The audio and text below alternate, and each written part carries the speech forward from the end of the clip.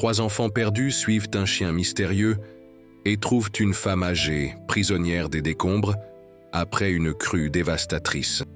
Ce qui semblait une tragédie s'est transformé en miracle inexplicable lorsqu'ils découvrirent d'anciennes prophéties et des eaux au pouvoir curatif. Un voyage de foi qui a défié la science et transformé toute une communauté. Le chien portant une médaille de Saint François a disparu, ne laissant que son empreinte divine. Préparez-vous pour cette histoire émouvante de rédemption spirituelle. Aimez, partagez et commentez. Croyez-vous aux anges déguisés? Le ciel pleurait sur Clairefontaine cet après-midi d'automne. Les gouttes lourdes frappaient le sol, comme si le firmament lui-même partageait la douleur qui allait bientôt s'étendre sur cette paisible petite ville, connue pour ses sources thermales qui guérissaient les blessures du corps et de l'âme. La petite Clairefontaine abritait parmi ses habitants des âmes dévotes, des hommes qui trouvaient dans les eaux sacrées le reflet de la bonté divine. Pourtant, ce jour-là, les mêmes eaux qui apportèrent la vie débordèrent avec fureur, comme si la nature voulait tester la foi de ceux qui se fiaient tant au dessein du Seigneur. Au sommet de la colline la plus escarpée, dans une maison, en bois usé par le temps, Madame Cécile, une dame de 78 ans aux rides profondes qui racontèrent les histoires d'une vie dédiée aux autres, observait par la fenêtre la tempête qui s'intensifiait. Ses yeux bleus, encore brillants malgré l'âge, reflétaient l'inquiétude tandis que ses mains ridées serraient un chapelet usé par l'usage constant. Les premières heures de cette pluie implacable avaient déjà coupé l'électricité de sa modeste demeure, la laissant dans la pénombre de quelques bougies qui tremblaient au vent s'infiltrant par les fentes des murs. La vieille radio sur la table basse annonçait la gravité de la situation. La voix entrecoupée de grésillements alertait sur la possibilité de glissement de terrain sur les pentes. Mais Cécile restait ferme dans sa décision de ne pas abandonner le seul foyer qu'elle eût connu ces 40 dernières années. Un fracas soudain interrompit ses pensées. Le sol trembla sous ses pieds, et avant qu'elle ne pût atteindre la porte, une partie du mur latéral s'effondra, entraînant avec elle une avalanche de boue, de pierres et de branchages qui bloquèrent complètement sa sortie. En un clin d'œil, la vieille dame se retrouva piégée dans un labyrinthe de décombres. Une poutre lourde emprisonna sa jambe droite contre le sol, pas assez fort pour la briser, mais suffisamment pour empêcher toute tentative de libération.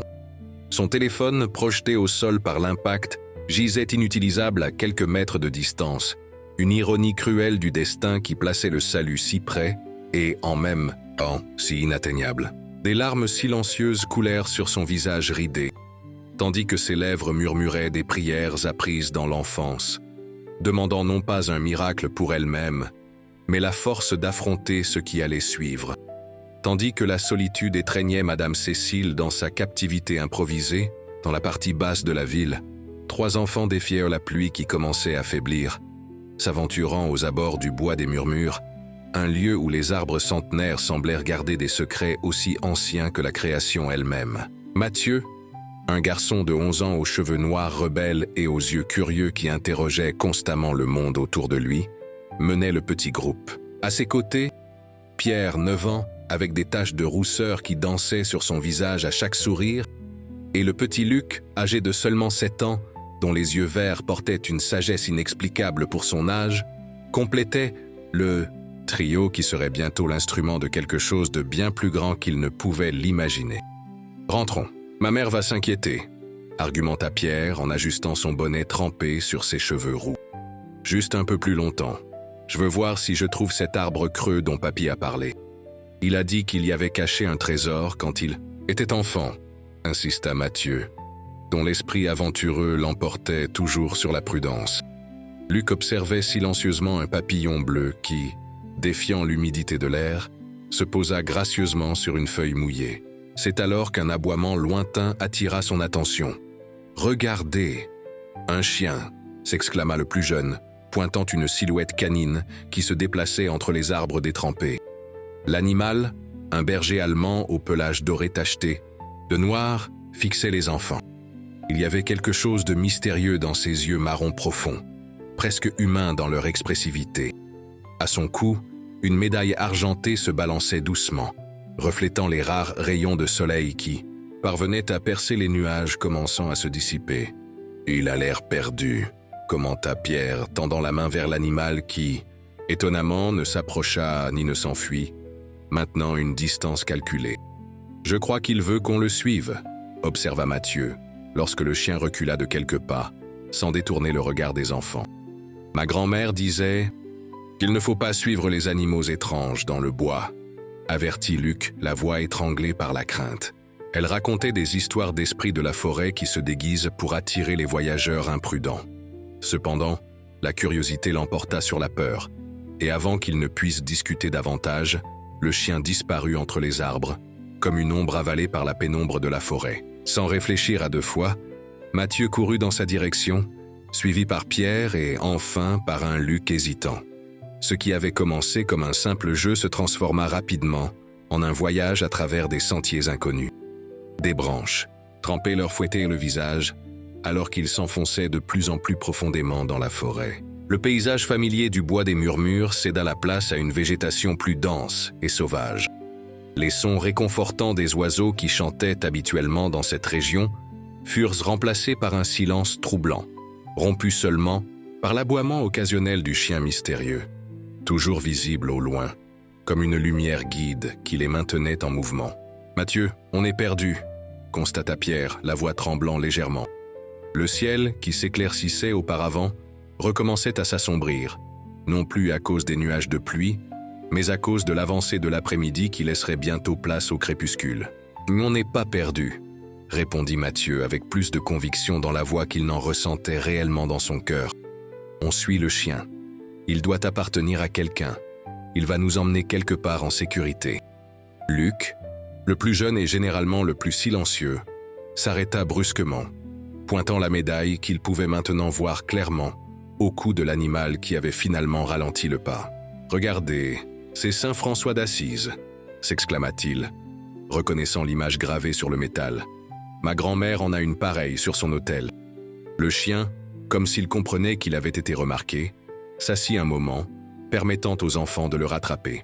Quand ils furent presque à côté de lui, il se releva et continua, empruntant maintenant un sentier escarpé qui commençait à monter une colline jusque-là cachée par la végétation. « Où nous emmène-t-il » demanda Pierre, tandis que ses jambes fatiguées luttaient contre la pente du terrain. « Je ne sais pas, mais je sens qu'on doit continuer », répondit Mathieu, avec une étrange certitude grandissant dans sa poitrine, étouffant la peur qu'il avait initialement accompagnée dans ce périple improvisé. Après presque une heure de marche exténuante, le trio d'enfants aperçut une clairière au sommet de la colline, et, au centre de celle-ci, une construction partiellement détruite. La maison en bois, qui avait dû être accueillante un jour, ressemblait maintenant à une épave échouée dans une mer de boue et de débris. Le chien, qui s'était jusqu'alors tenu à distance, courut vers la construction endommagée, aboyant avec insistance près d'une ouverture entre les planches tombées. Les enfants se regardèrent, hésitants. Le soleil commençait à se coucher, teintant le ciel d'un rouge sang qui semblait un présage à la fois de danger et d'urgence. « Il y a quelqu'un là-dedans », murmura Luc, dont les oreilles captèrent un faible gémissement provenant des décombres. Mathieu, sentant un appel inexplicable dans son cœur, s'avança vers la maison, suivi par les deux autres garçons.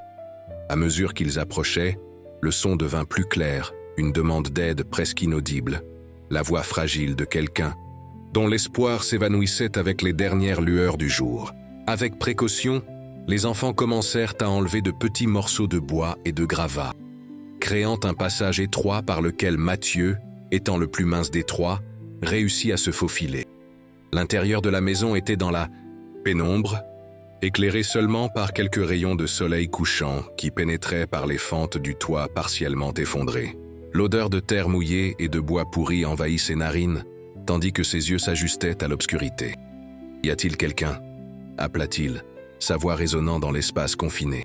« Ici » vint la réponse faible, presque un soupir, de la direction où le chien reniflait maintenant avec insistance. Suivant l'animal, Mathieu trouva Madame Cécile, pâle et déshydratée, coincée sous des décombres qui semblaient peser des tonnes pour ses bras d'enfant. Sans perdre de temps, il appela Pierre et Luc qui le rejoignirent rapidement. Ensemble, ils réussirent à déplacer suffisamment de débris pour libérer la jambe de la vieille dame. bien qu'il n'ait pas la force de la sortir d'eux. Là, sans aide supplémentaire. De l'eau, murmura la dame, les lèvres desséchées par la soif prolongée. Luc, se souvenant des leçons de premier secours apprises à l'école, chercha dans son sac à dos une bouteille d'eau qu'il emportait toujours avec lui. Avec précaution, il aida la vieille dame à boire de petites gorgées, tandis que Pierre improvisait un oreiller avec son manteau plié. « Il faut appeler de l'aide », affirma Mathieu, cherchant du regard un moyen de communication. Ses yeux se posèrent sur un ancien poste émetteur-récepteur, placé sur une étagère qui, miraculeusement, était restée intacte. Les mains tremblantes d'un mélange de peur et de détermination, le garçon alluma l'appareil. Après quelques tentatives infructueuses, il réussit à syntoniser la fréquence d'urgence que son grand-père, ancien membre de la protection civile, lui avait enseignée une fois, juste par précaution. « Au secours! Il y a une dame blessée dans la maison en haut de la colline, après le bois des murmures, » transmit-il, espérant que quelqu'un écoutait de l'autre côté. Après des moments angoissants de parasite, une voix répondit, confirmant la réception du message et promettant d'envoyer de l'aide immédiatement. Le soulagement inonda le cœur des enfants, mais ils savaient qu'ils devaient encore maintenir la vieille dame consciente et au chaud jusqu'à l'arrivée des secours. Pendant qu'ils attendaient, Madame Cécile, reprenant un peu de force grâce à l'eau et à la compagnie inattendue, commença à parler d'une voix faible, mais chargée d'émotion. « Vous êtes des anges », murmura-t-elle, ses yeux bleus embués fixés sur les trois visages enfantins qui l'observaient avec inquiétude. « J'ai prié, j'ai demandé de l'aide, et il vous a envoyé. C'est le chien qui nous a amenés jusqu'ici. Madame ?» expliqua Pierre, désignant l'animal qui était maintenant assis calmement près de l'entrée. Un sourire faible mais plein de signification se dessina sur les lèvres de la vieille dame. Il n'y a pas de coïncidence, seulement des desseins divins que nous ne comprenons pas encore. Mathieu observa le chien plus attentivement. La médaille à son cou brillait de manière presque surnaturelle dans la pénombre ambiante. Il y avait quelque chose dans le regard de l'animal, une intelligence et une intention qui transcendaient le comportement commun d'un simple animal de compagnie. « Vous vivez seul ici, madame ?» demanda Luc avec l'innocence et la curiosité typique de son âge. « Oui, mon petit », répondit Madame Cécile avec un soupir qui portait des histoires non racontées. « Il y a de nombreuses années, j'ai choisi la solitude de cette colline, après une vie consacrée à m'occuper d'enfants comme vous. » Avant qu'elle ne puisse en dire plus, le son des sirènes et des voix s'approchant interrompit la conversation. Les secours étaient arrivés avec une rapidité surprenante, comme guidés par une force invisible à travers la forêt déjà sombre. Paramédicaux, pompiers et volontaires envahirent l'espace, prenant en charge la vieille dame avec une efficacité professionnelle. Les enfants furent gentiment écartés, recevant des couvertures et du chocolat chaud pendant qu'ils racontaient leur incroyable périple à un policier qui notait tout avec une admiration croissante. Lorsqu'on leur demanda comment ils avaient trouvé le chemin jusqu'à cette maison isolée, les trois enfants mentionnèrent le chien avec la médaille de Saint François d'Assise. Étrangement, personne de l'équipe de secours n'avait vu un tel animal. Quand ils regardèrent autour d'eux, ils constatèrent que le mystérieux guide avait disparu sans laisser de traces, comme une vision qui se dissipe à l'aube.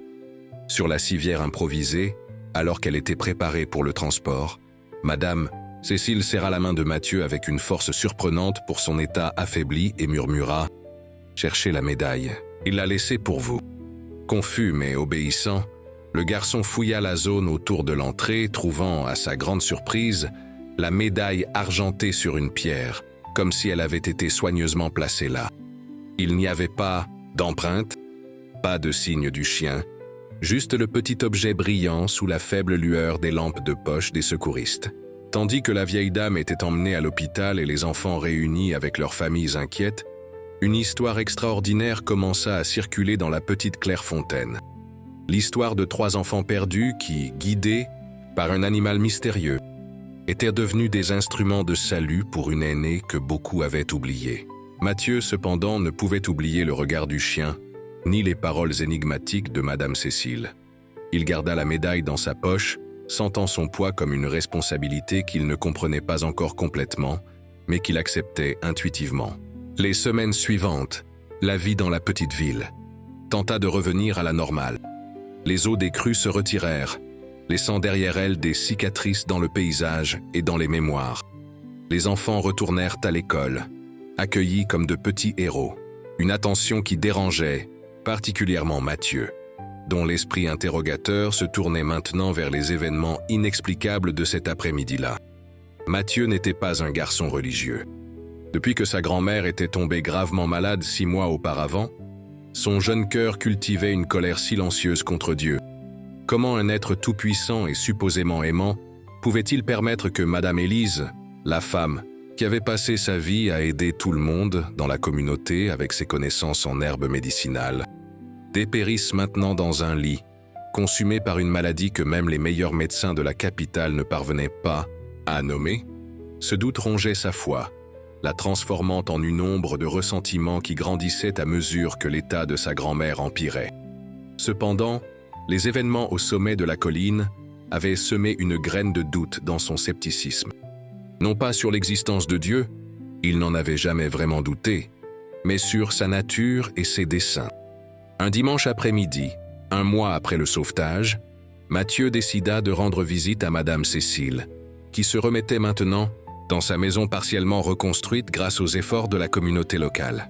Il emportait avec lui la médaille, qu'il avait gardée dans une petite boîte en bois sous son lit. Le chemin jusqu'à la colline, maintenant marqué par des rubans colorés attachés aux arbres par les travailleurs qui aidaient à la reconstruction, semblait complètement différent à la lumière du jour, sans la peur et l'incertitude qui l'avaient accompagné la première fois. Pourtant, chaque pas ravivait des souvenirs vifs du chien mystérieux les guidant à travers la forêt. En arrivant à la clairière, Mathieu trouva la maison transformée. Les murs avaient été reconstruits, le toit remplacé, et un petit jardin commençait à prendre forme autour de la construction. Au centre de celui-ci, une silhouette courbée par le temps mais au mouvement précis, Madame Cécile plantait des jeunes pousses d'herbes aromatiques dans des parterres fraîchement préparés. « Je savais que tu viendrais, Mathieu », dit la vieille dame sans se retourner, comme si ses yeux pouvaient voir au-delà de la matière. Un cœur inquiet comme le tien ne se reposerait pas avant d'avoir trouvé des réponses. Surpris par la perception de la dame, le garçon s'approcha avec hésitation, tendant la petite boîte dans ses mains. « J'ai apporté la médaille que nous avons trouvée ce jour-là », expliqua-t-il, observant attentivement la réaction de la vieille dame. Madame Cécile s'essuya les mains sur son tablier et, avec un sourire serein, accepta l'objet. Ses doigts tremblants ouvrirent la boîte, révélant la médaille argentée qui brillait intensément sous le soleil de l'après-midi. « Viens, nous avons beaucoup de choses à nous dire », invita-t-elle, se dirigeant vers un banc rustique, en bois placé sous l'ombre généreuse d'un vieil arbre qui, miraculeusement, avait résisté à la crue. Assis côte à côte, la vieille dame tint la médaille contre la lumière, révélant une inscription en latin gravée au verso. « Lumen, inténébri, lumière dans les ténèbres. Cette médaille, commença Madame Cécile, la voix étranglée par l'émotion, fut un cadeau que j'ai offert à mon mari, Antoine, le jour de notre mariage, il y a plus de 40 ans. Il la portait toujours sur lui, jusqu'au jour où il a disparu lors d'une tempête comme celle qui a failli m'emporter. » Mathieu écoutait attentivement, sentant que chaque mot de la vieille dame portait des couches de signification que son jeune cœur commençait à peine à comprendre. Antoine était garde, forestier, continua-t-elle, caressant la surface de la médaille du bout des doigts. Il connaissait chaque sentier, chaque arbre de ce bois. Ce jour-là, il est parti vérifier de possibles glissements de terrain sur les pentes de la montagne et n'est jamais revenu. On l'a cherché pendant des semaines, mais son corps n'a jamais été retrouvé. Vous pensez que le chien... commença Mathieu, incapable de conclure la question qui semblait absurde même dans ses pensées. Je ne sais pas quoi penser, mon enfant, répondit Madame Cécile, avec un sourire énigmatique. Mais j'ai appris que les voies du Seigneur sont mystérieuses, et que parfois, il utilise des instruments inattendus pour accomplir son œuvre. Le silence qui suivit était chargé de possibilités, de questions sans réponse claire, mais aussi d'une étrange paix que Mathieu ne parvenait pas à expliquer. La vieille dame, percevant la lutte intérieure du garçon, poursuivit son histoire. Avant de venir sur cette colline, j'ai passé 30 ans comme religieuse au couvent. Des sœurs de la Miséricorde, dans la capitale, révéla-t-elle, surprenant Mathieu. J'ai quitté la vie religieuse non par manque de foi, mais parce que j'ai senti un appel différent. Il y avait des enfants orphelins qui avaient besoin de soins, d'un foyer, de quelqu'un qui les aime sans condition. J'ai fondé un petit foyer avec l'aide d'Antoine, que j'ai rencontré lors d'une œuvre de charité. Ses paroles évoquaient des images d'une vie dédiée au service, à l'amour inconditionnel, qui transcende les conventions et les attentes sociales. Pendant 20 ans, nous nous sommes occupés de dizaines d'enfants qui sont passés dans nos vies. Certains sont restés avec nous quelques semaines, d'autres des années. Tous ont laissé des marques dans nos cœurs. Quand Antoine est parti, j'ai continué le travail pendant quelques années encore, jusqu'à ce que l'âge et les circonstances me forcent à fermer le foyer. Les enfants ont été relogés, et je me suis retiré sur cette colline, cherchant la paix pour mes dernières années. Mathieu écoutait attentivement, fasciné par l'histoire de la femme qui, initialement, semblait juste une vieille dame. Solitaire, mais qui se révélait maintenant comme une vie riche de desseins et de signification. « Puis-je vous demander quelque chose, Madame Cécile ?» Que dit finalement Mathieu. « Bien sûr, mon enfant. Vous croyez toujours, après tout ce que vous avez vécu, après avoir perdu votre mari de cette façon, vous croyez toujours en Dieu ?» La question si simple et en même temps, si profonde, plana dans l'air comme une feuille qui hésite avant de toucher le sol. Les yeux bleus de la vieille dame, fenêtre d'une âme qui avait vu tant le ciel que l'enfer sur cette terre, se fixèrent sur l'horizon lointain. Je crois, Mathieu, non pas avec la foi aveugle de la jeunesse, qui n'attend que miracle et bonheur. Je crois avec la foi mûre de celle qui a traversé des tempêtes et vu la lumière de l'autre côté. Une foi qui accepte autant les mystères que les douleurs et qui choisit pourtant de faire confiance. Ces paroles touchèrent quelque chose de profond dans le cœur du garçon, une corde qui vibrait silencieusement depuis le jour du sauvetage.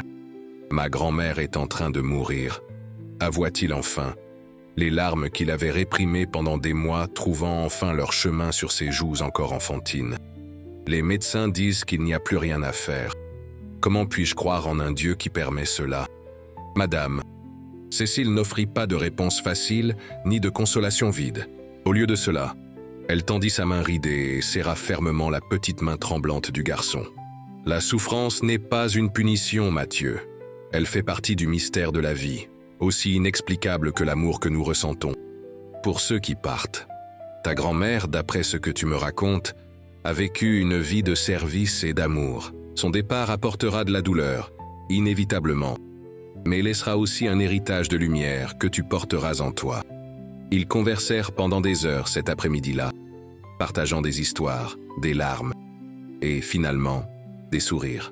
Quand le soleil commença à se coucher, teintant le ciel des mêmes couleurs que ce jour fatidique, Mathieu réalisa que quelque chose avait changé en lui. Non pas une résolution complète de ses doutes, mais le début d'un voyage différent. Un chemin de réconciliation avec des questions qui n'auraient peut-être jamais de réponse définitive. Avant de partir, la vieille dame lui tendit un livre à la couverture usée. « Ceci est mon journal intime », expliqua-t-elle. « J'ai commencé à l'écrire lors de mes premiers jours au couvent, quand j'avais à peine ton âge.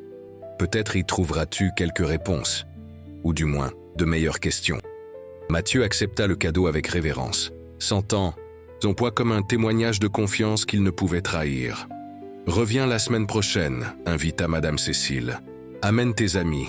Il y a beaucoup de travail à faire pour la reconstruction, et mes vieux os apprécient l'aide. » De main jeune et forte. Les jours suivants, Mathieu dévora les pages jaunies du journal. À sa grande surprise, il y trouva non seulement les récits d'une vie dédiée à la foi et au service, mais aussi des doutes, des questionnements et des luttes spirituelles qui reflétaient les siennes.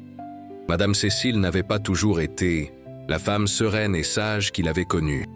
Elle aussi avait mené des batailles intérieures, affronté des crises de foi et des moments de désespoir. Un passage en particulier attira son attention, daté de 30 ans auparavant. « Aujourd'hui, j'ai refait le rêve. Je me vois vieille et seule, prisonnière des décombres après une grande tempête. Les heures passent, se transformant en jours, et l'espoir s'évanouit comme de l'eau entre les doigts. Puis, quand tout semble perdu, j'entends des voix enfantines. « 3 petits anges suivant le gardien surgissent de l'obscurité, apportant lumière et salut. Je me réveille toujours au même point, avec la certitude inexplicable que ce n'est pas seulement un rêve, mais une vision de ce qui est à venir.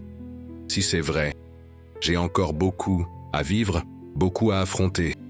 Et quand le moment viendra, je saurai que je ne suis pas seul dans mon épreuve.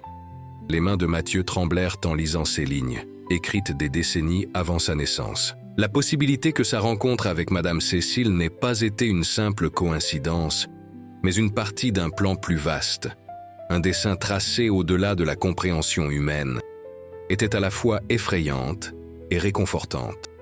La semaine suivante, comme promis, Mathieu retourna sur la colline, cette fois accompagné de Pierre et Luc.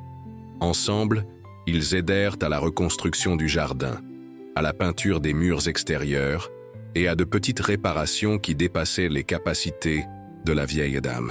Entre 2 tâches, Madame Cécile partageait des histoires de sa vie au couvent, au foyer pour orphelins et finalement sur les propriétés spéciales des eaux thermales de Clairefontaine.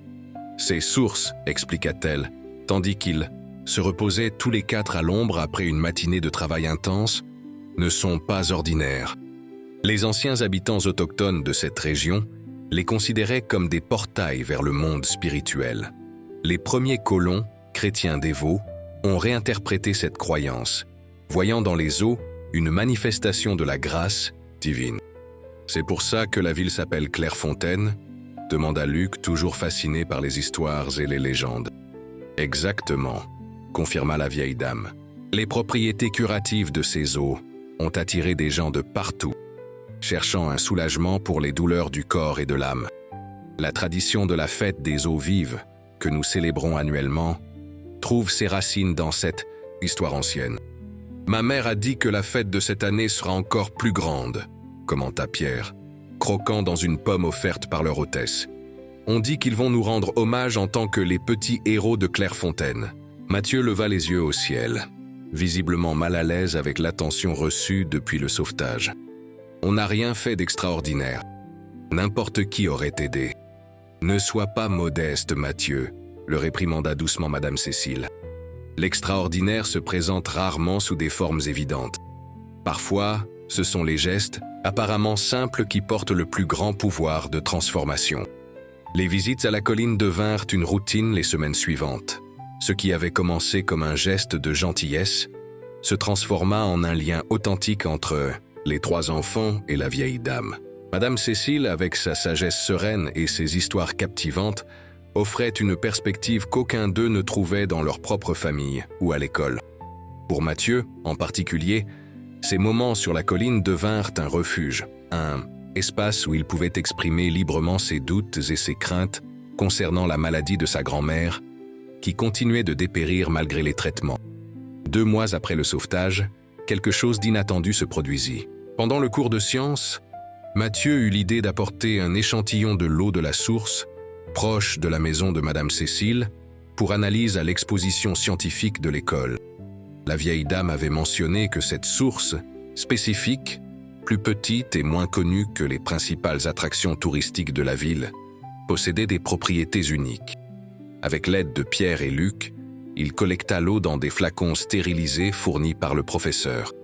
En soumettant l'échantillon aux tests de base disponibles au laboratoire scolaire, les résultats surprirent même le sceptique professeur Henri. « Cette composition minérale est inhabituelle », commenta l'éducateur, ajustant ses lunettes, tout en examinant les résultats. Il y a des concentrations d'éléments qui n'apparaissent généralement pas ensemble dans la nature. Il serait intéressant d'envoyer un échantillon à un laboratoire mieux équipé dans la capitale. La curiosité scientifique de Mathieu fut éveillée, mais aussi quelque chose de plus profond. Ce soir-là, en rentrant chez lui, il emporta un peu d'eau dans un petit flacon. Après un moment d'hésitation, il entra dans la chambre où sa grand-mère reposait, chaque jour plus faible et distante. « Mamie » appela-t-il doucement, s'approchant du lit. « Je t'ai apporté quelque chose à essayer. » Madame Élise ouvrit ses yeux fatigués, un faible sourire illuminant son visage en reconnaissant son petit-fils bien-aimé. Avec précaution, Mathieu l'aida à boire quelques gorgées de l'eau cristalline. Elle a un goût différent, commenta la vieille dame, d'une voix faible, douce comme les eaux de la source de la colline nord où nous avions l'habitude de nous promener quand tu étais petit. Mathieu ne dit rien, se contentant de tenir la main fragile de sa grand-mère, offrant présence et amour quand les mots semblaient insuffisants. Cette nuit-là, il dormit dans le fauteuil à côté du lit, une habitude qu'il avait développée depuis que la maladie s'était aggravée. Le lendemain matin, il fut réveillé par quelque chose qu'il n'avait pas entendu depuis des semaines. La voix de sa grand-mère, plus forte, l'appelant par son nom. Ouvrant les yeux, il trouva Madame Élise assise dans le lit, avec une couleur sur le visage qui avait disparu depuis des mois. « J'ai faim », annonça-t-elle, avec une lueur dans les yeux que Mathieu pensait ne jamais revoir. Les jours suivants, l'amélioration de Madame Élise continua, laissant les médecins perplexes. Ce n'était pas une guérison complète. La maladie était toujours présente, mais il y avait une revigoration inexplicable, une force renouvelée qui permettait de petits plaisirs qui avaient été refusés par la faiblesse précédente. Mathieu commença à apporter régulièrement de l'eau de la source à sa grand-mère, observant avec une joie contenue chaque petit progrès. Il ne parla à personne de sa médication alternative, craignant d'être empêché de continuer, ou pire, de créer de faux espoirs si l'amélioration n'était que temporaire. Pendant cette période, la relation entre Mathieu et Madame Cécile s'approfondit encore plus. Le garçon commença à confier à la vieille dame ses pensées les plus intimes, y compris l'amélioration surprenante de sa grand-mère après avoir commencé à boire l'eau de la source. « Je ne suis pas surprise », commenta l'ancienne religieuse, tandis qu'ils travaillaient tous les deux dans le nouveau jardin d'herbes médicinales. Cette source spécifique a toujours été considérée comme spéciale, même parmi les eaux déjà miraculeuses de Clairefontaine. Les anciens l'appelaient les larmes du ciel, croyant que c'était un point où les eaux des pluies se mélangeaient à l'essence divine, avant d'émerger à la surface. « Vous pensez que l'eau guérit vraiment ma grand-mère » demanda Mathieu, partagé entre l'espoir et la crainte de croire en quelque chose que la science ne pouvait expliquer. « Je crois que la guérison vient sous de nombreuses formes, Mathieu, » répondit Madame Cécile, avec son équilibre habituel entre foi et sagesse pratique. Parfois par la médecine moderne, parfois par des éléments de la nature dont nous ne comprenons pas encore complètement les propriétés, et toujours par l'amour que nous consacrons à ceux qui souffrent. 3 mois après le sauvetage, alors que toute la ville se préparait déjà pour la traditionnelle fête des eaux vives, un événement inattendu ébranla la tranquillité fraîchement établie. Une tempête violente, pas aussi dévastatrice que celle qui avait failli coûter la vie à Madame Cécile, mais suffisamment forte pour susciter l'inquiétude, isola de nouveau la maison de la colline. Mathieu, qui rendait visite à la vieille dame ce jour-là, se retrouva piégé par la nature en furie, incapable de retourner en ville avant que les conditions ne s'améliorent. Ce qui aurait pu être un motif de panique se transforma en une occasion unique d'apprentissage et de connexion. Pendant 3 jours, isolés du reste du monde, Mathieu et Madame Cécile vécurent une expérience de partage intense. La vieille dame, percevant que ce moment avait été accordé dans un but plus grand, décida de transmettre au garçon des connaissances gardées pendant des générations dans sa famille. « Tu as un don, Mathieu », dit-elle, tout en enseignant au garçon à identifier les plantes médicinales dans son jardin, même sous la pluie persistante. Un cœur qui questionne, mais qui sait aussi écouter. C'est une combinaison rare et précieuse. Les nuits éclairées uniquement par des bougies, Madame Cécile partagea d'anciennes prières, non pas les prières formelles enseignées dans les églises, mais des invocations simples et puissantes, transmises de génération en génération, qui connectaient le demandeur directement au divin. Ce ne sont pas des formules magiques, expliqua-t-elle, observant attentivement pendant que Mathieu répétait les mots. Ce sont des portes, des ouvertures pour un dialogue plus profond avec ce qui existe au-delà de notre compréhension limitée.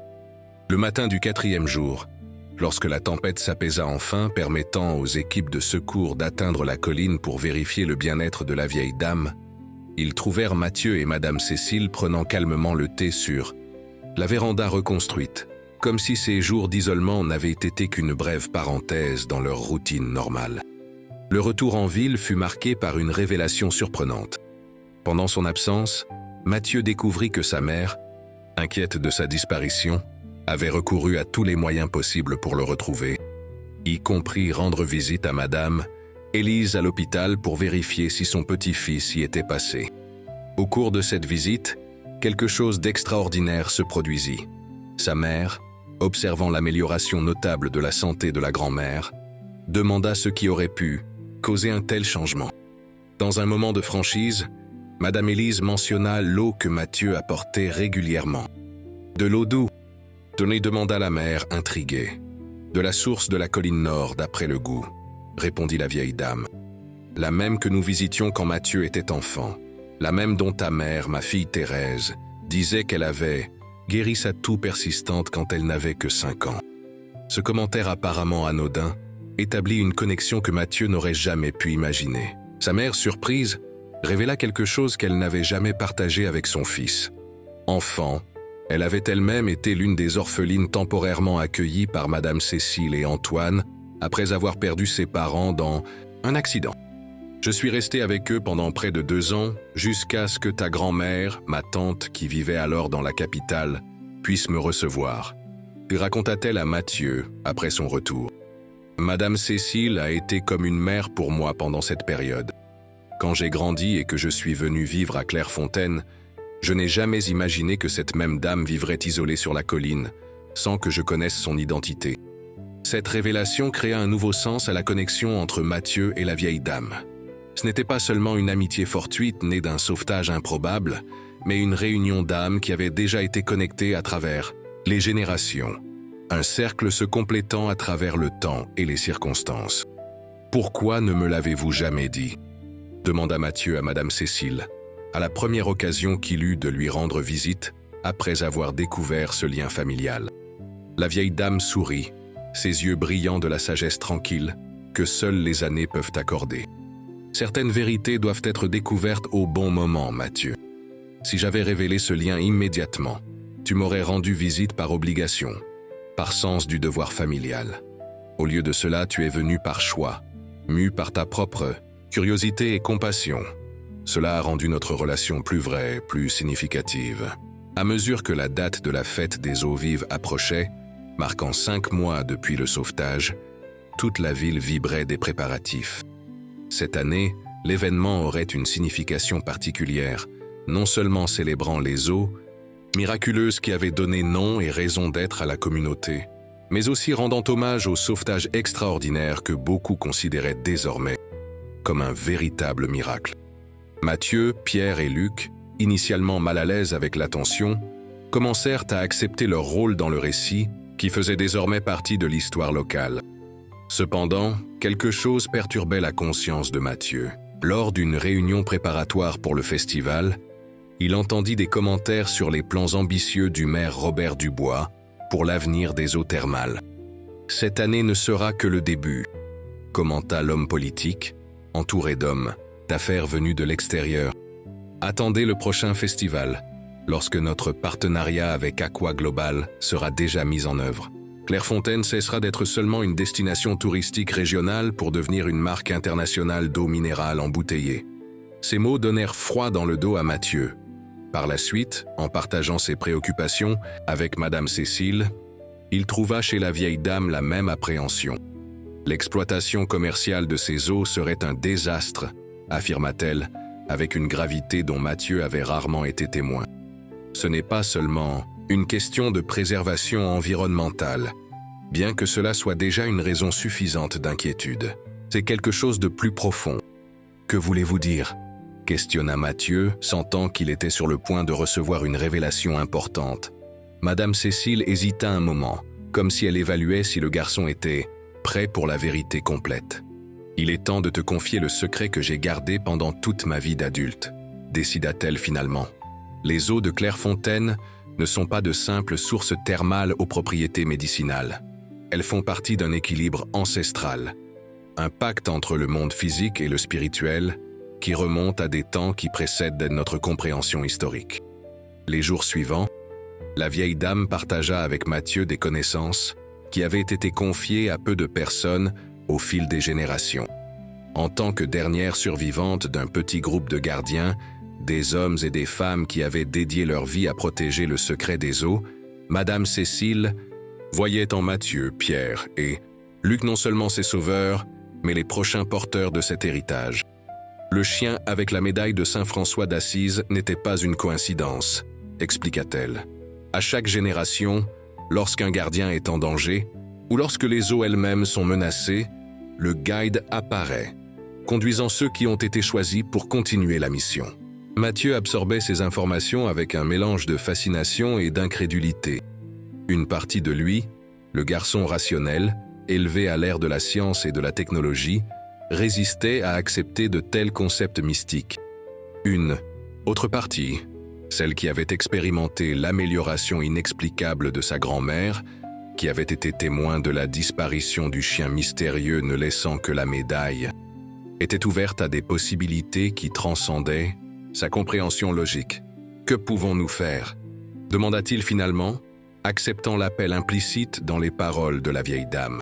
« Nous ne sommes que des enfants. Comment pouvons-nous empêcher le maire et cette entreprise d'exploiter les eaux ?» Le sourire de Madame Cécile portait des siècles de sagesse accumulée. Parfois, Mathieu, ce sont précisément les voix les plus jeunes et apparemment les plus faibles qui portent la plus grande force.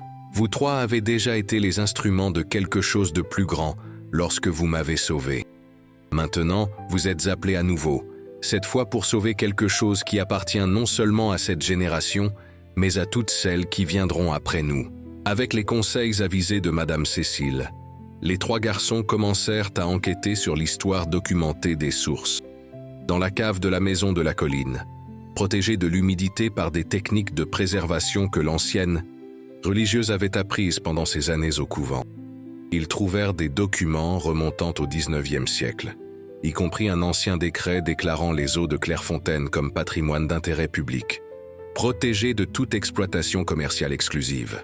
Ces documents ont déjà été présentés aux autorités par le passé, expliqua Madame Cécile.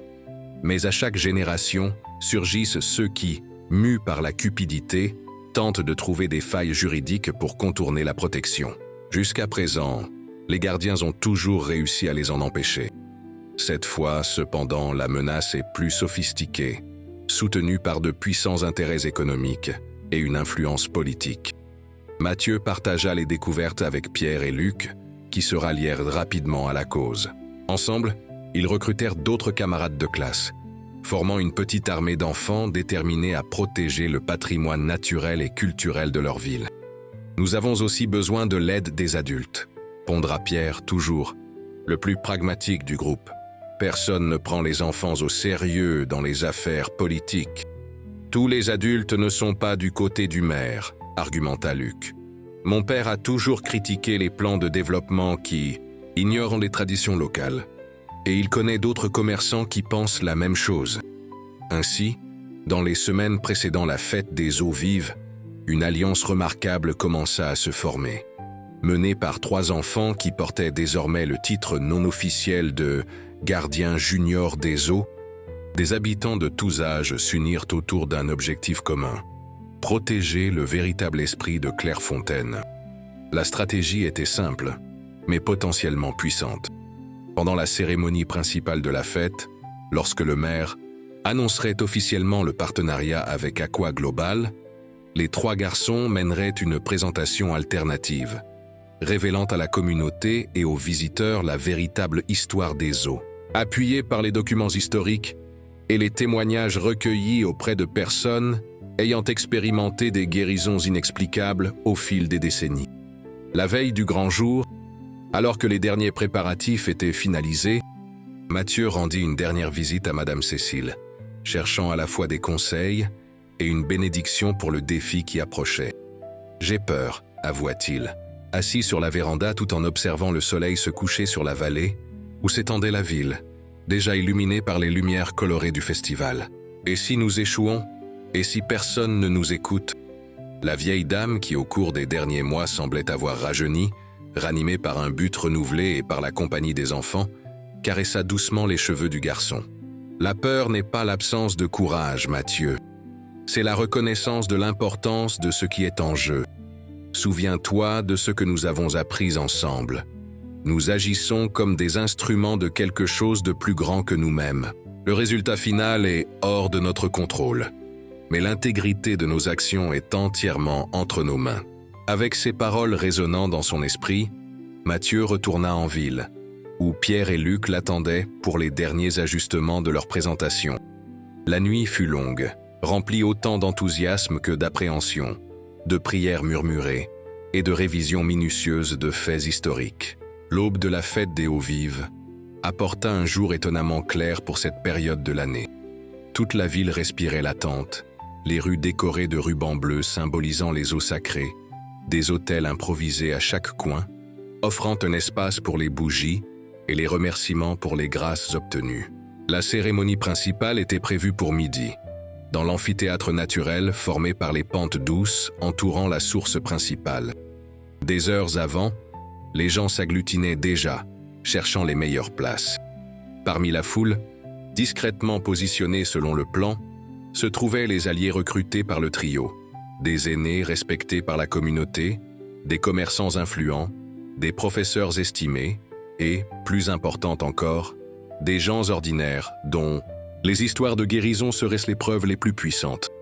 Lorsque le maire Robert Dubois monta sur la scène improvisée, accompagné de cadres en costume qui détonnaient dans l'ambiance festive traditionnelle, Mathieu sentit son cœur s'accélérer. Le moment était arrivé. Le discours politique commença de manière prévisible, avec des éloges à la tradition et des promesses de prospérité. Lorsque le maire introduisit enfin le thème du partenariat avec Aqua Global, le présentant comme « l'avenir glorieux de Clairefontaine », le signal fut donné. Mathieu, Pierre et Luc s'avancèrent par l'allée centrale, suivis par une cinquantaine d'enfants, chacun portant un petit flacon d'eau des différentes sources de la région. Le mouvement inattendu interrompit le discours, tous les regards se tournant vers la procession enfantine, qui se positionnait maintenant devant la scène. « Monsieur le maire », commença Mathieu, la voix initialement tremblante, mais gagnant, en fermeté à chaque mot. Avant que des décisions irréversibles ne soient prises sur l'avenir de nos eaux, nous aimerions partager leur véritable histoire avec toutes les personnes présentes. Ce qui suivit fut une présentation extraordinaire. Chaque enfant présenta un aspect différent de l'importance historique, culturelle et spirituelle des sources de Clairefontaine. Des documents furent affichés sur des panneaux préparés, à l'avance, preuve de la protection légale établie plus d'un siècle auparavant. Luc, avec son talent naturel pour les récits, raconta l'histoire du sauvetage de Madame Cécile, soulignant le rôle mystérieux du chien avec la médaille de Saint François d'Assise. Pierre, méthodique et précis, présenta les résultats, préliminaires des tests effectués sur les eaux de la source de la colline Nord, mettant en évidence des propriétés qui défiaient les explications scientifiques conventionnelles. Finalement, au point culminant de la présentation, Mathieu donna la parole à ceux qui avaient personnellement expérimenté les effets curatifs des eaux. Un par un, des habitants de différents âges partagèrent des témoignages émouvants, culminant avec Madame Élise, la grand-mère de Mathieu, qui surprit tout le monde en montant sur scène en marchant sur ses propres jambes, quelque chose que les médecins avaient considéré comme impossible quelques mois auparavant. « Nous ne sommes pas contre le progrès », conclut Mathieu, regardant directement dans les yeux du maire visiblement mal à l'aise. « Nous sommes en faveur d'un progrès qui honore le passé, protège le présent et préserve pour l'avenir ce qui rend Clairefontaine vraiment spéciale. » Le silence qui suivit fut rompu par un applaudissement isolé, qui se transforma rapidement en une ovation debout. Le visage rouge du maire et les expressions contrariées des cadres d'Aqua Global témoignaient de l'impact de l'intervention. Confronté à l'opinion publique clairement manifestée et aux preuves documentaires de protection légale qui ne pouvaient être facilement contournées, Robert Dubois n'eut d'autre choix que d'annoncer la reconsidération du projet, promettant des consultations publiques plus larges avant toute décision finale. Ce fut une victoire, bien que possiblement temporaire. Tandis que la célébration traditionnelle se poursuivait, maintenant avec une signification renouvelée, Mathieu, Pierre et Luc reçurent les remerciements et les félicitations de la communauté. Cependant, pour Mathieu, la véritable conclusion de ce voyage extraordinaire viendrait plus tard. Au coucher du soleil, comme convenu précédemment, les trois garçons montèrent la colline pour partager le dénouement avec Madame Cécile. Ils la trouvèrent dans le jardin comme d'habitude, mais il y avait quelque chose de différent dans son expression. Une sérénité qui transcendait le contentement ordinaire, une lumière dans ses yeux qui semblait refléter quelque chose au-delà du ciel orangé du crépuscule. « Vous avez réussi », affirma-t-elle, avant même qu'il ne puisse relater les événements. « Les eaux sont en sécurité, au moins pour cette génération. » Les Serida 17 garçons acquiescèrent, traitant encore l'ampleur de ce qu'ils avaient accompli. « Comment saviez-vous que ça marcherait, madame ?» demanda Luc, toujours le premier à verbaliser les questions qui flottèrent dans l'esprit des trois. « Parce que vous avez été choisi, » répondit-elle simplement. « Tout comme je l'ai été il y a plusieurs décennies. Tout comme d'autres avant moi. Le cycle continue et vous en faites maintenant partie. » Pendant qu'ils conversaient, se remémorant les moments décisifs de cette journée extraordinaire, un mouvement aux abords du jardin attira l'attention de Mathieu. Là, partiellement caché par les ombres grandissantes, se tenait un chien au pelage doré marqué de taches noires, identique à celui qui les avait guidés des mois auparavant. Lorsque ses yeux rencontrèrent ceux de l'animal, Mathieu sentit une connexion inexplicable, une reconnaissance qui transcendait les mots. Pendant un instant fugace, il lui sembla que le chien souriait, un geste presque humain dans son expressivité. Puis, aussi soudainement qu'il était apparu, l'animal se retourna et disparut dans la forêt, qui commençait à être engloutie par la nuit. « Que vous avez vu ?» demanda Mathieu, se tournant vers les autres. Pierre et Luc regardèrent dans la direction indiquée, mais secouèrent simplement la tête, confus. Madame Cécile, cependant, sourit avec compréhension. « Le guide n'apparaît qu'à ceux qui ont besoin de le voir, » expliqua-t-elle doucement, « et seulement quand il y a un but plus grand en jeu. » Cette nuit-là, en retournant en ville sous un ciel étoilé, Mathieu comprit enfin la vraie nature de ce qu'ils avaient vécu au cours des 6 derniers mois. Ce n'était pas seulement une série de coïncidences extraordinaires, ni simplement le produit de forces surnaturelles incompréhensibles. C'était la manifestation de quelque chose qui existait dans l'espace entre la foi et la raison, entre le tangible et le mystère.